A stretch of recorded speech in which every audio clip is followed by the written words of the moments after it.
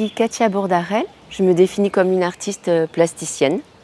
Généralement, j'aborde mon travail autour des mythes, des légendes, de tout ce qui a construit notre inconscient collectif. Donc ça peut être des légendes urbaines, ça peut être des contes, ça peut être de la mythologie, ou ça peut être aussi tout ce qui a un rapport finalement à notre culture aussi biblique.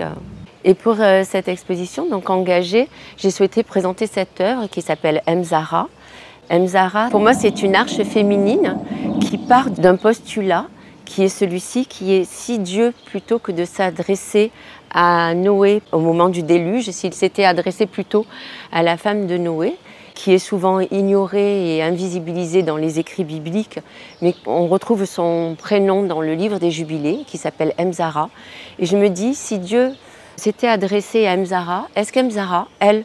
aurait choisi de faire un tri et de sélectionner seulement les meilleurs, en l'occurrence à l'image de Noé, sa famille et ses enfants et les femmes de ses fils, ou aurait-elle fait un choix plus inclusif, c'est-à-dire essayer de marcher avec tous, de contenir le chaos du monde,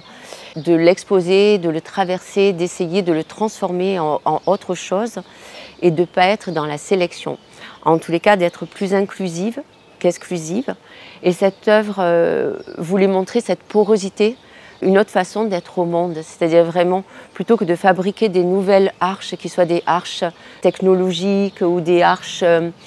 élitistes ou sécuritaires, proposer au contraire une proposition peut-être plus fragile, plus poreuse au monde, mais tenter de contenir le chaos et de marcher tous ensemble et de travailler à une transformation. Et pour moi, la cabane donc, qui s'appelle Mzara et qui est pour moi une arche féminine, représente ceci, représente l'idée d'un ventre, de quelque chose qui soit de l'ordre de la matrice et qui peut contenir comme ça tout le chaos du monde ou la colère et puis devenir ce lieu de transformation.